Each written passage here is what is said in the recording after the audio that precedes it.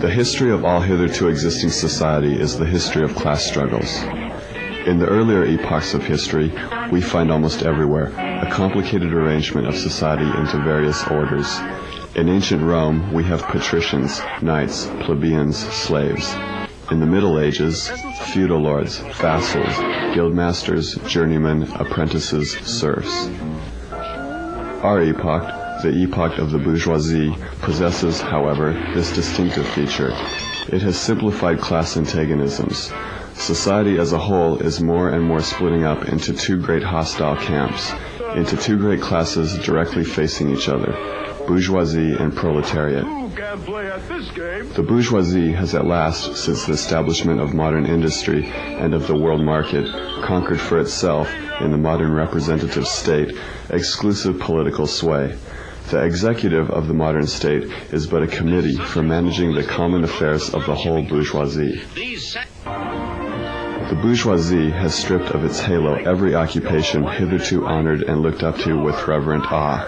It has converted the physician, the lawyer, the priest, the poet, the scientist into its paid wage laborers.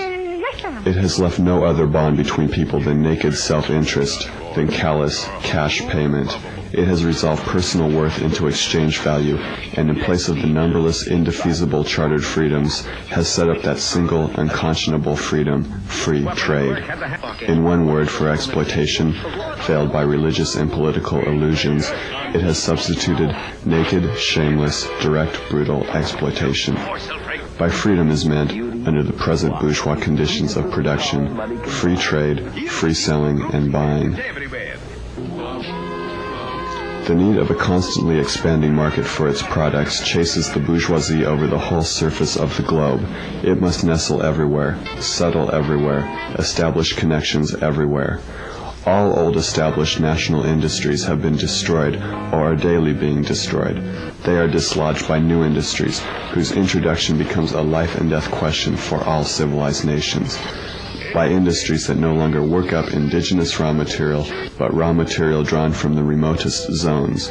Industries whose products are consumed not only at home, but in every corner of the globe.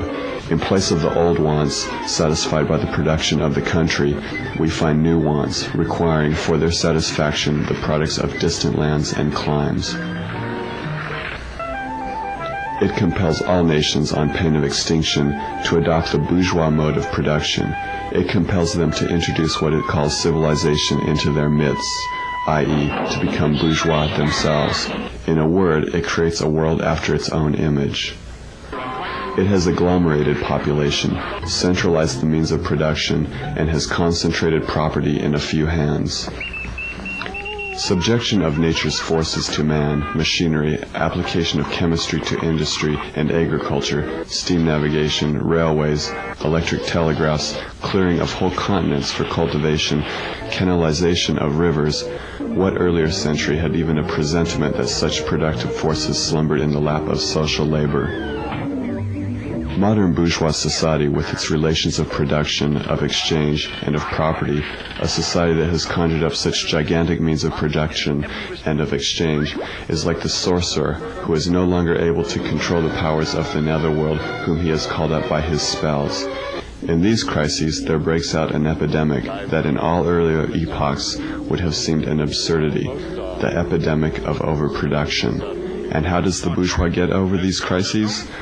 On the one hand, by enforced destruction of a mass of productive forces, on the other, by the conquest of new markets and by the more thorough exploitation of the old ones.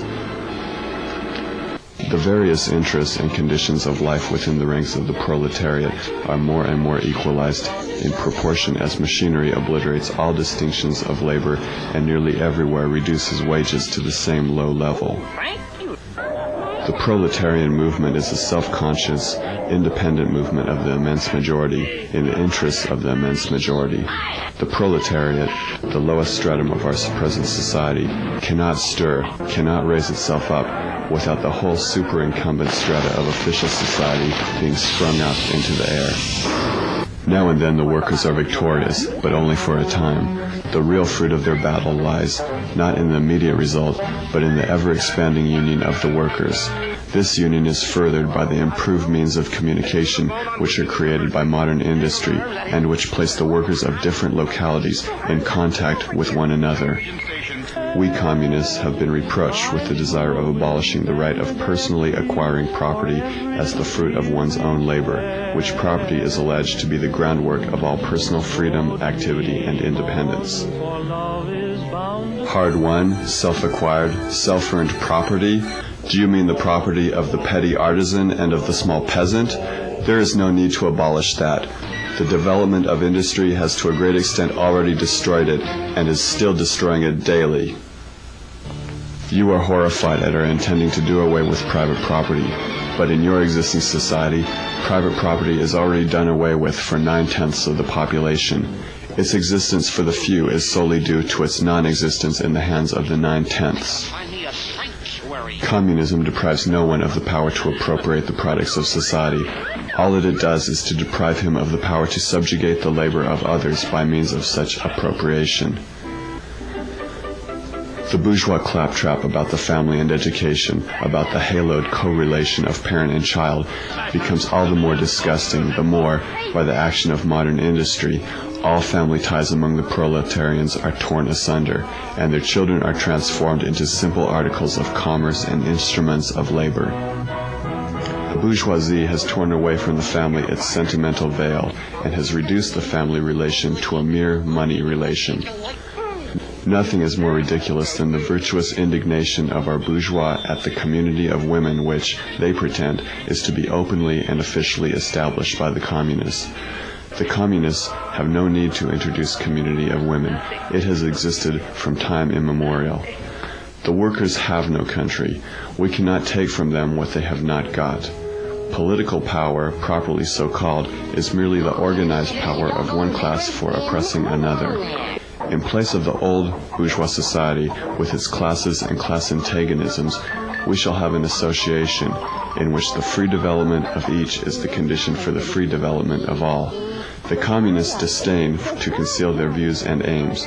They openly declare that their ends can be attained only by the forcible overthrow of all existing social conditions.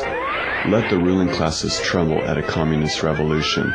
The proletarians have nothing to lose but their chains. They have a world to win. Workers of all countries, unite.